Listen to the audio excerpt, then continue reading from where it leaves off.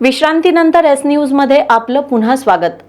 दिल्लीत सुरू असलेलं विद्यार्थ्यांचं आंदोलन आता चांगलंच चिघळत चाललं असून ठिकठिकाणी आंदोलकांवरील लाठीमाराचा निषेध करण्यात येतोय। शिक्षण मंत्री धर्मेंद्र प्रधान यांच्या राजीनाम्याबाबत सरकार सकारात्मक नसल्यानं विरोधकांनी सत्ताधाऱ्यांवर चांगलाच निशाणा साधलाय। संसदेतही याचे पडसाद उमटतायत। दिल्लीतील लाठीमार प्रकरणी कोल्हापुरातही विविध संघटना आक्रमक झाल्यात। कोल्हापुरातील शिवाजी विद्यापीठातील विद्यार्थ्यांच्या या आंदोलनाबद्दल आणि सरकारच्या भूमिकेबद्दल काय भावना आहेत हे जाणून घेण्याचा प्रयत्न केलाय आमचे प्रतिनिधी संगम कांबळे यांनी। नीट परीक्षा पेपरफुटी संदर्भात केंद्रीय शिक्षण मंत्री धर्मेंद्र प्रधान यांचा राजीनामा देण्यात यावा या मागणीसाठी जंतर मंतरवरती विद्यार्थ्यांनी मोठ्या प्रमाणात आंदोलन केलं। 20 तारखेला संसदेवरती मोठ्या प्रमाणात मोर्चा काढला गेला। यावेळी त्यांच्यावरती दिल्ली पोलिसांनी मोठ्या प्रमाणात हल्ला केला, लाठी हल्ला केला, अश्रुधुराच्या नळकांड्या फोडल्या गेल्या। यामध्ये अनेक विद्यार्थी जखमीसुद्धा झाले। या सगळ्या संदर्भात आता विरोधकांनी सुद्धा आवाज उठवला आहे। या आंदोलनाला पाठिंबा मिळताना दिसत आहे, बळ मिळत आहे। तर नेमकं या सगळ्या परिस्थितीवरती विद्यार्थ्यांचं काय म्हणणं आहे आणि त्यांच्या काय भावना आहेत हे जाणून घेण्यासाठी आज आपण शिवाजी विद्यापीठात आलो आहे। माझ्यासोबत काही विद्यार्थी आहेत। दिल्लीमध्ये ज्या प्रकारे सरकारनं विद्यार्थ्यावरती जो म्हणजे दबावशाहीचा किंवा दबाव तंत्राचा वापर केला, जे काय हल्ले केले, एकंदरीत विद्यार्थी म्हणून तुमच्या काय भावना आहेत? सर, मला सांगायचं की सर्वप्रथम मी माझं नाव सांगतो। मी अक्षय प्रतिभा ज्योतिराम काळगोर। मी आता शिवाजी विद्यापीठामध्ये सोशल वर्क डिपार्टमेंटमध्ये PhD करत असून जे CJPचं आंदोलन चालू आहे, तर मी प्रामुख्याने हे सांगू इच्छितो की मी कोणत्याही पक्षाचा प्रतिनिधी नाही किंवा CJP ह्या पक्षाचा देखील प्रवक्ता आहे किंवा मी त्यांच्या सर्व विचारांशी सहमत आहे असंही नाही। पण आंदोलनादरम्यान महिलांवर झालेले अत्याचार किंवा त्यांच्यावर झालेले लाठीचार्ज असतील किंवा आंदोलनातील जो प्रमुख मुद्दा आहे तो म्हणजे धर्मेंद्र प्रधान यांचा राजीनामा, तर ह्या प्रमुख मुद्द्याला भरकटण्यासाठी वेगवेगळ्या संघटना ॲक्टिव्ह झालेल्या आपल्याला दिसून येतात। त्यामध्ये हिंदू मुस्लिम वाद असतील किंवा तिथं जे शायरांनी फैज अहमद फैज यांनी लिहिलेली एक शायरी आहे, तर त्या शायरीचा उल्लेख करून हे कशा पद्धतीने हिंदू विरोधी आंदोलन आहे हे सांगितलं जातं आहे। तर मी एकच सांगू इच्छितो की कोणत्याही हे जाती धर्माचं आंदोलन नसून हे फक्त विद्यार्थ्यांच्या हक्काचं आंदोलन आहे आणि ते विद्यार्थ्यांच्या हक्काचंच राहावं यासाठी शिवाजी विद्यापीठातील प्रत्येक विद्यार्थी कटिबद्ध राहील व आंदोलनाला पूर्ण पाठिंबा देईल। धन्यवाद। एकंदरीत या सगळ्या ह्याच्यामध्ये मुलींचा सहभाग पण मोठ्या प्रमाणात होता। तुम्ही बघितलं असेल की आंदोलनादरम्यान त्यांच्यावरती सुद्धा मोठ्या प्रमाणात हल्ला केला गेला। एकंदरीत तुमच्या अशा काय भावना आहेत विद्यार्थ्यावरती जो हल्ला झाला त्याबद्दल? सगळ्यात आधी तर तो मूक मोर्चा होता।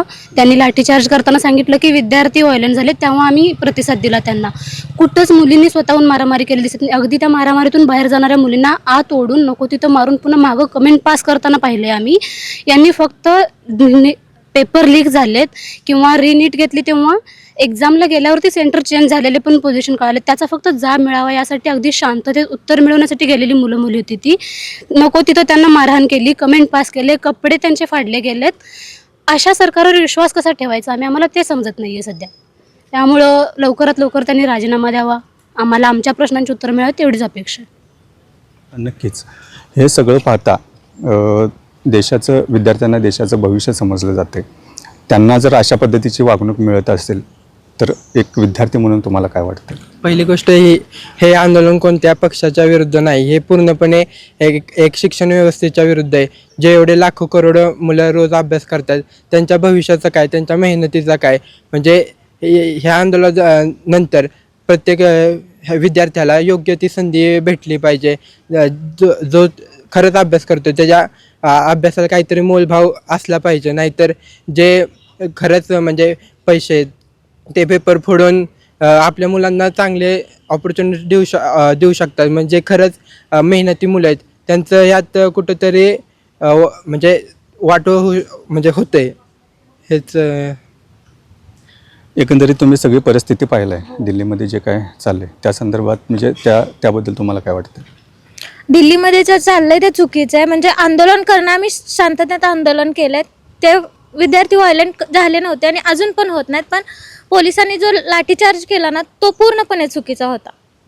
म्हणजे शांततेत चाललेलं आंदोलन मुलींवर लाठीचार्ज करणं, मुलींचे कपडे फाडणं किंवा बाकीचं काही हे चुकीचं होतं.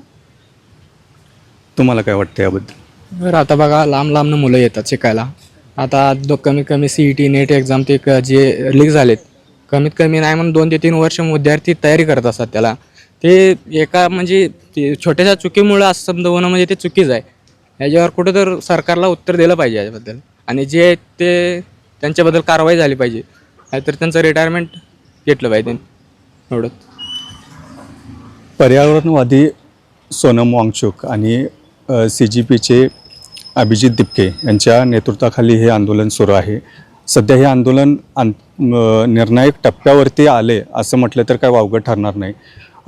तरी देखील अद्याप केंद्र सरकारकडून कोणतीही त्यांच्यासोबत संवाद असू दे किंवा कोणत्याही त्यांच्या मागणीची पूर्तता करणार आहे की नाही याबद्दल काही त्यांनी सांगितलेलं नाही केंद्र सरकारने.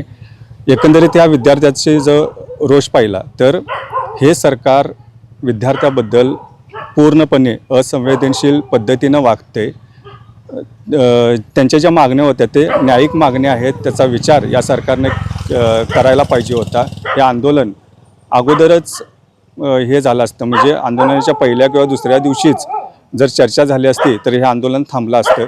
पण सरकारने इतके दिवस याला लावले, आत्ता तरी या सरकारला जाग यावी आणि विद्यार्थ्याचं म्हणणं ऐकावं आणि केंद्रीय शिक्षण मंत्री धर्मेंद्र प्रधान यांनी राजीनामा द्यावा, हे सगळे विद्यार्थ्यांची मागणी आहे. आणि याबद्दल या विद्यार्थ्यांच्या मनामध्ये प्रचंड असा रोष पाहायला मिळतो.